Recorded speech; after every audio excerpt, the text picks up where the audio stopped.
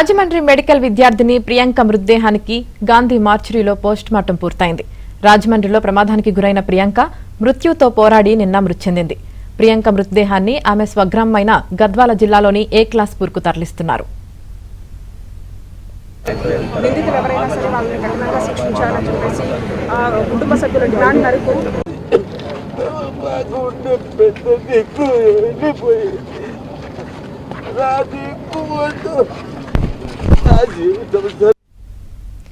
ప్రియాంక తండ్రిని మంత్రి Vakiti Srihari, Rajahmundry urban MLA Adireddy Srinivas ఓదార్చారు.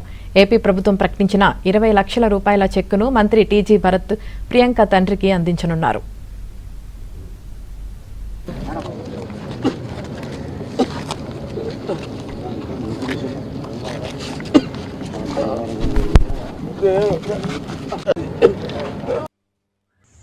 అక్కడికి వెళ్ళి చదువుకునే వాళ్ళము. మాకు అక్కడ ఏం ఇన్ఫ్లుయెన్స్ ఉంటుందండి?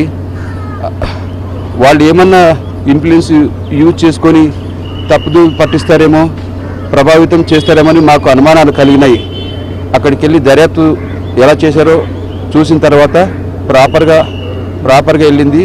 అన్ని ఎవిడెన్స్ పర్ఫెక్ట్గా చూపించి ఎక్స్ప్లెయిన్ చేశారు. ఈ దుర్మార్గులను వదిలిపెడితే ఏమాత్రం చట్టాన్ని వాళ్ళు మిస్యూజ్ చేసుకొని మళ్ళీ బయటకు వస్తే ఇలాగే రిపీట్ అయితే సమాజం ఏమైపోవాలి సార్?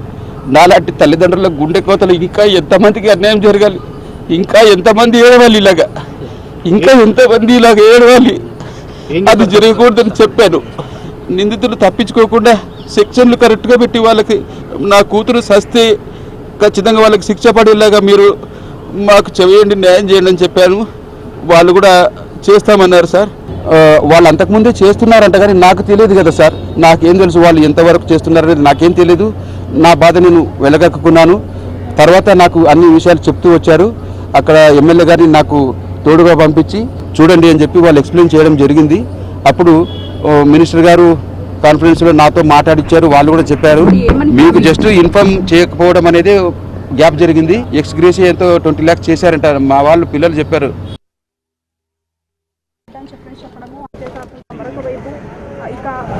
రాజమండ్రి సిటీ శాసనసభ్యుడిగా నేను కానీ, పార్లమెంట్ సభ్యురాలుగా పురంధేశ్వరి గారు కానీ, కలెక్టర్ గారు కానీ, ఎస్పీ గారు కానీ, హోమ్ మినిస్టర్ గారు కానీ, వీళ్ళందరూ కూడా పర్యవేక్షించాం. 3 రోజుల తర్వాత ఎఫ్ఐఆర్ అన్నదానికి నేనే మళ్ళా చెప్పడం జరిగింది. 3 రోజులు కాదు, 3 గంటల్లోనే ఎఫ్ఐఆర్ వేయడం జరిగింది. ఏ విధమైన రాజకీయ ఒత్తిడులు లేవు. ఆ దుష్ప్రచారం వలన కుటుంబం ఒకంతు ఆందోళన ఉన్న సందర్భంలో వారు మరింత భయభ్రాంతులు గురయ్యారు. నిన్న వెంకటేశ్వరరావు గారు రాజమండ్రికి వచ్చారు. దానికి ముందే నేను మాట్లాడడం జరిగింది. వచ్చిన తర్వాత ఆయన దగ్గరుండి డిపార్ట్మెంట్ వాళ్ళు ఏ విధంగా ఇన్వెస్టిగేట్ చేశారు అన్నది ఆయన కళ్ళతోటి ఆయనే చూసుకొని, ఆయన చెవులతోటి ఆయనే విన్న తర్వాత ఈ ప్రభుత్వం ఎంత పారదర్శకంగా ఈ యొక్క సోదరిమణి యొక్క వ్యవహారంలో వ్యవహరించిందన్నది చాలా స్పష్టంగా కనబడతా ఉంది.